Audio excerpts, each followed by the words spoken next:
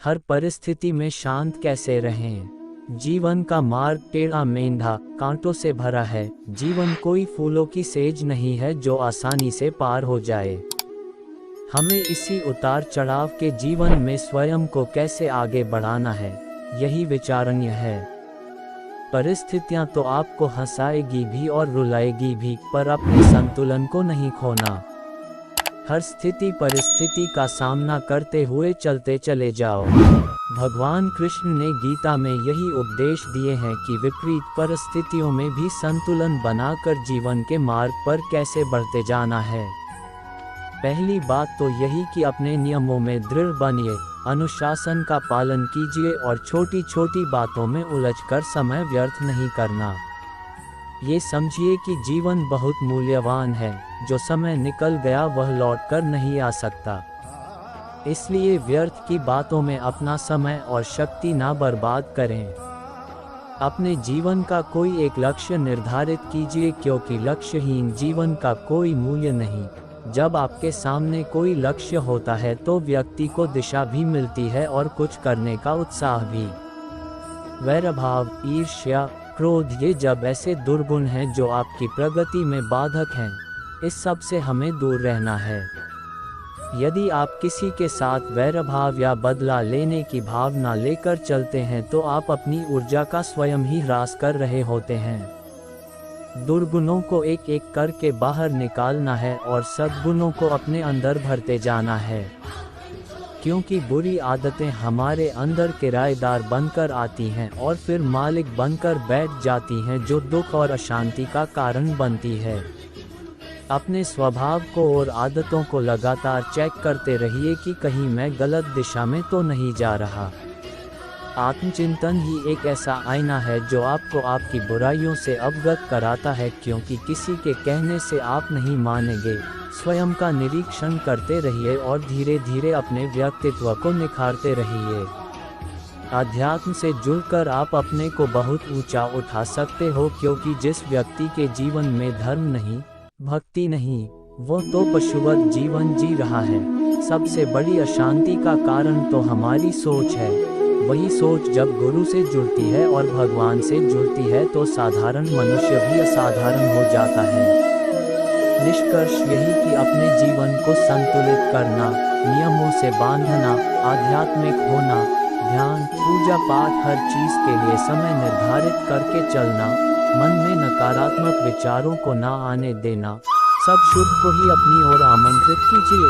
यही शांति का मूल मंत्र है। आपके जीवन में क्रोध के कई कारण होते हैं। गुस्सा आपको विस्फोटक बना देता है और आपको इसे नियंत्रित करने और खुद को शांत करने का कोई रास्ता नहीं मिल पाता है। हालांकि अधीरता आपकी जान नहीं ले लेगी, लेकिन यह आपके साथ साथ आपके आसपास के लोगों के लिए भी काफ़ी खतरनाक है।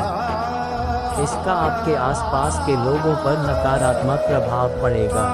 अधीरतापूर्ण व्यवहार आपके प्रियजनों को आपसे दूर कर देगा।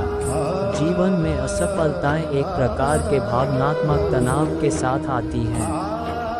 वे आपको शर्म, अपराध बोध, उदासी और क्रोध की भावनाओं के साथ छोड़ देते हैं। आप अभिभूत, पराजित, असमर्थ और हारा हुआ महसूस करते हैं। आप संदेह में घिर जाते हैं।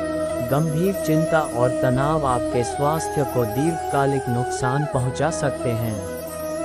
हर विपत्ति और कठिनाई आपको कमजोर बनाने नहीं आती। यदि आप आत्मनिरीक्षण करें तो आप प्रतिकूल परिस्थिति से गुप्त रूप से जुड़े एक उच्च उद्देश्य और गहरे अर्थ को उजागर कर सकते हैं। तुम्हारे द्वारा महसूस किए जाने वाले दर्द संदेशवाहक हैं।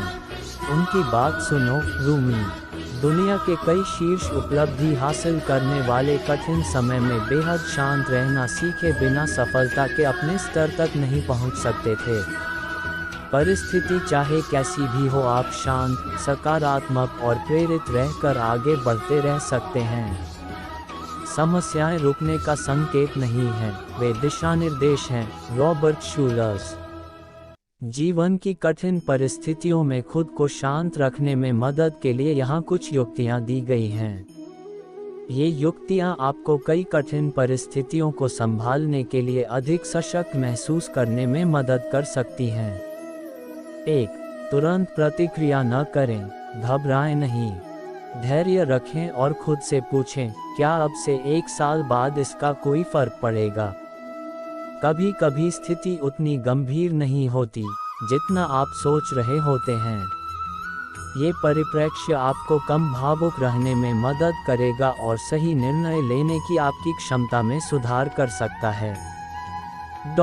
अपना ख्याल रखें। यदि आप अपने शरीर, मन और आत्मा का ख्याल रखेंगे तो आप किसी संकट से निपटने के लिए बेहतर ढंग से सुसज्जित होंगे। संतुलित आहार लें, व्यायाम करें, टहलें और नियमित ध्यान करें। ध्यान आपको कठिन से कठिन परिस्थिति में भी स्थिर और शक्तिशाली बना सकता है।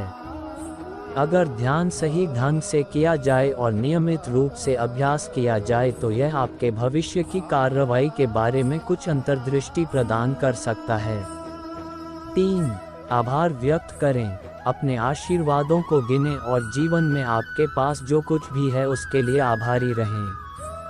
यदि आपके सिर पर छत है, मेज पर खाना है, अलमारी में कपड़े हैं, सोने के लिए बिस्तर है और सहारा देने वाला परिवार है तो आप दुनिया की अधिकांश आबादी से अधिक अमीर हैं। कई लोग इन चीज़ों को पाने के लिए दिन रात संघर्ष करते हैं।